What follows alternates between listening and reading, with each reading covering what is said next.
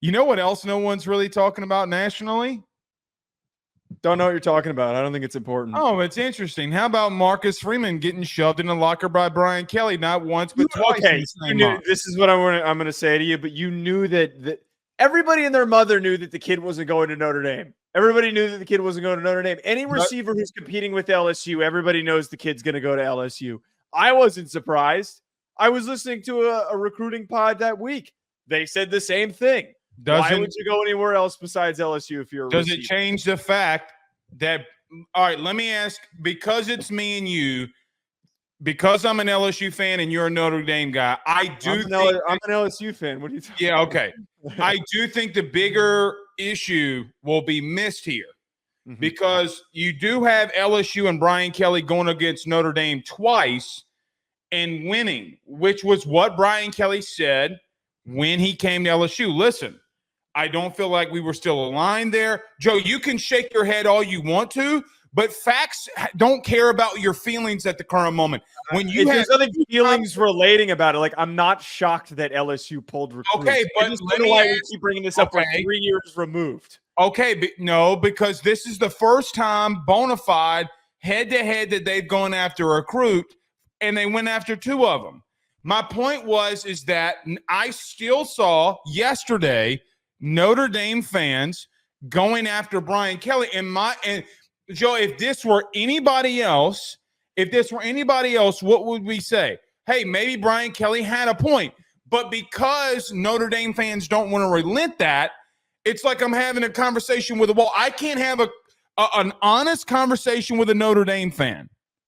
You're having an honest conversation with me right now. And we already dove head first into this segment. So can you provide the context of? I think it'd be a waste of momentum if we try to do this after the break. You just don't want to do it. We're talking about it. Obviously, it's about Brian Kelly and LSU being on a heater in recruiting. So look, Brian Kelly has gotten a lot of flack over the years for not being a good recruiter. You know, the viral videos about him not being a good recruiter at Notre Dame. Over the last week, they've gotten 3 of the 4 high-profile guys that they got. They got 3 out of 4 top 50 prospects trending towards a number 1 class in the country after landing guys like Bryce Underwood, Harlem Berry, and DJ Pickett, and then getting another 5-star in a 6'6", 205 wide receiver, Derek Meadows. So LSU and Brian Kelly are recruiting at a very high pace at the current moment. We have been doing, we talked about Kalen DeBoer, Dan Lanning, but, Joe, there is a question. I don't see Twitter overreacting the way that they did for DeBoer and Lanning. Brian Kelly doesn't get that love. And, it is what it is. People say I'm a homer. Joe, he's not getting the love that he deserves for what they've been doing the last month. Look, I will give him his flowers. I mean, it's an accomplishment, and he's had 2 previously good recruiting classes before that, especially his first one that he stepped in going into his first season. He pulled off Harold Perkins, which is a huge deal that we've seen the dividends that have been paid. But I think that there's a very clear reason why he's not going to get the same love as Kalen DeBoer and as Dan Lanning, because Kalen DeBoer outperformed the expectations because every other fan base, particularly those that are combatants of Alabama, said that he wasn't going to be able to recruit the Southeast because he's never been there. And then for Dan Lanning's case, he is a young coach. He is a very, very young coach. One of the youngest, best coaches in his age range. Actually, he is the best coach in his age range right now in college football. Their accomplishments are different than that of Brian Kelly. Brian Kelly has been around for a very long time. All I'm saying, and I said this at the beginning of the show, I'm not surprised. Like, this is what he was supposed to do when he went to LSU. It's a huge accomplishment, and it's great for team building. But I'm not going to come around and be like, whoa, Brian Kelly is the best coach in college football because he pulled these kids. It's expected. He's supposed to be doing this. If Nick Saban did it, would we not be, or Kirby did it, would we not be saying like, he's supposed to? No, we called Kirby the next Saban. All I am saying is the goalposts tend to be moved here when it comes to him. And and you did it. I want to have a sit-down conversation with somebody who will go with me toe-to-toe and say, look, Joe, Notre Dame has got to wake up on some of the things that they are doing in recruiting. It's the bottom line, bud.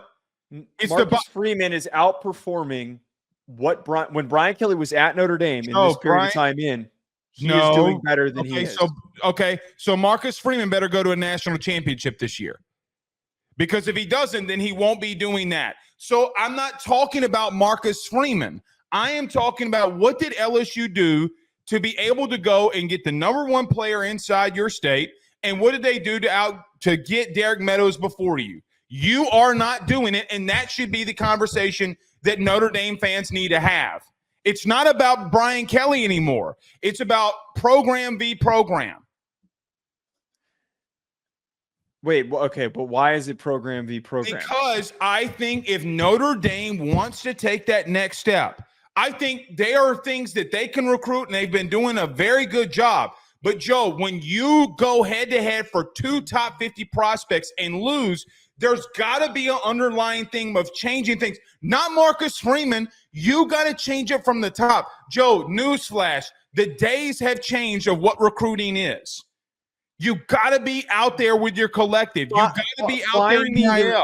Find me the recruiting classes that Brian Kelly had when he was at Notre Dame that are up to par with the last 2 that Marcus Freeman just put together. The Monte Teo class, when he first got there, was the number 1 class in the country. I don't think they weren't the number 1. They were one of the best, but they weren't the number 1 class in the country. You can go look. They also have never had a quarterback back-to-back, actually, with CJ Carr and with Deuce Knight, back-to-back quarterback commits of the caliber that they had since Jimmy Clausen. Who are they going to throw it to? They have recruited at a higher level at receiver than you're. No, you have 1 3-star kid committed. It's July. Okay. It's July right now. Can I give you an interesting stat that no one likes to talk about? Did you know when a kid commits to a school, there's a 95% chance that he stays? 95%. Okay. So the likelihood of you getting a kid in July and him staying through is pretty likely. Look, all I am saying is that I'm trying to pull up the highest rated Notre Dame recruiting classes because I would like to know off the top of my head, or I would like to know and have that in front of me. I don't know if anyone's ever done put that together before, but all I am trying to make perfectly clear here is that sure, we can make that same statement that you love to make that Notre Dame isn't doing good enough in recruiting when right now Marcus Freeman is producing at a higher clip than those that were at Notre Dame before him. In the past 2 decades. Not, Joe. Yes, no, he is. Not. The caliber of guys that he is bringing into Notre Dame is at a very, very high level. Okay. The 2024 class in this upcoming class. And none of that matters if you're not going to get the premier guys that get you over the hump. Are you worried about – see, this is the question that I ask Notre Dame fans. Are you worried about what your current coach did to the coaches that came beyond them, or are you looking to the future and saying, hey, Derek Meadows, Damian Shanklin are the 2 kids that don't take you to a playoff. We've seen you get to a playoff. The truth is, Joe, we know that you can get to a playoff. What everybody keeps saying about them is that they don't have the dudes that set them apart from everybody else. When you miss in recruiting this is where I get really annoyed at this. You act like that they're recruiting at a G5 level. They're not. They're at the Big 12 level. I just said that you are recruiting at a playoff level. However, what do you want Notre Dame for? You want Notre Dame to win a national title, do you not?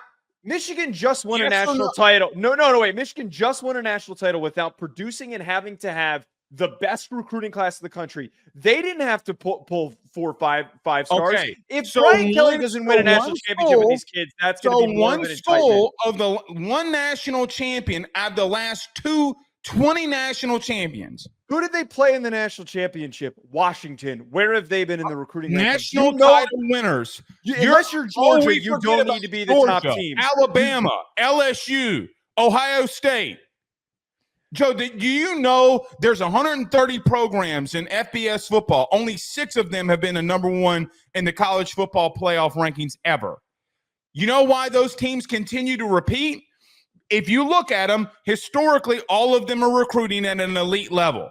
What does Notre Dame want? A national championship. And when you miss on those caliber of kids, you're not going to take the next step that you want. Oh, but he's doing the point is, though, is that you don't have to be in the top 3 of recruiting to win a national title. As long as you're within the top 12, 10, in that range, as long as you're producing 4-star kids and a few 5 stars every single recruiting cycle, you're going to be completely fine. Notre Dame is not in a position where they're recruiting like Liberty right now. You're missing the point that I'm saying. I'm not. I am understanding your point. Okay, it's not and let me tell you this. You're not winning a national championship until you get a couple of those kids. Michigan didn't need them. You know what Michigan did to win a national title? They brought their kids back, and they used NIL and to incentivize them to do so. And Notre Dame can do that too. You're using one. What did Georgia? What did Alabama? What does Ohio State do? So I have 3. What does LSU do? There are 3 other programs that I can say are doing the complete opposite too. I'm using Michigan as an example because they're the only school that can be used as an example of a similar academic prestige. Notre Dame can't be used as a parallel for Georgia, LSU, Alabama, because they don't go after the same types of kids. Notre Dame has an academic after the same kids. That's why Brian Kelly pushed Marcus Freeman in the locker. What are you talking about? They don't go Notre Dame out for 2 prospects. That's great. But for some reason, I just don't understand. LSU. I don't understand why this segment is the way that it is. The segment should be great. All I'm saying LSU got top kids. Why are you making it seem like Notre Dame is like an inept, unrecruitable program? That's the way that you're framing it. Did the words come out of my mouth? That's the tone that Notre Dame is recruiting like a playoff team. Yes, those words came out of my mouth. You know why? You know why I changed this segment the way that it is? Let me tell you why I do it. Because every single day of my godforsaken life, I have to see dudes, which I'm kind of starting to like him now. Your boy from Always Irish, who constantly talks about Brian Kelly. And then meanwhile, I sit there. They're losers. I don't do that. Meanwhile, I had to sit there, and when the moment comes, all I am saying is, in my experience, until you get those type of kids, you're not going to get where you want to be, and that's a national title, being a winner. No, Brian Kelly, the team that he took Notre Dame in his 3rd year, by the way, to the national title, was a Mickey Mouse team. They didn't belong there. We all knew that they didn't belong there. So we also, first of all, need to act like that his level of recruiting early on at Notre Dame was not at some like unprecedented level. It was not. It's on par with what Marcus Freeman's doing right now. Monte Te'o sucked. He didn't do anything in the NFL.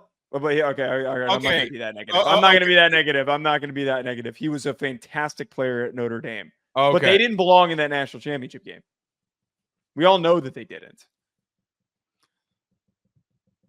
I just wish that somebody at Notre Dame would get their head out of their ass and form a collective and start pushing. That's all I'm saying. That has nothing to do with academic prestige. First of all, they do have NIL. And second of all, they're able to do what Michigan did. I'm telling you right now, they can do exactly what Michigan did. Yeah, y'all do. Yeah, y'all do.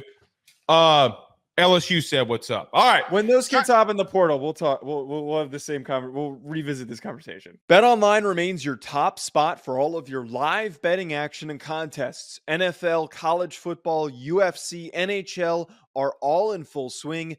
BetOnline is your number one source for wagering news, odds, trends, and predictions with both desktop and mobile access at any time. Head to BetOnline today and use promo code BELIEVE, that's BLEAV, for 50% off your first deposit. That is a 50% welcome bonus. BetOnline, where the game starts.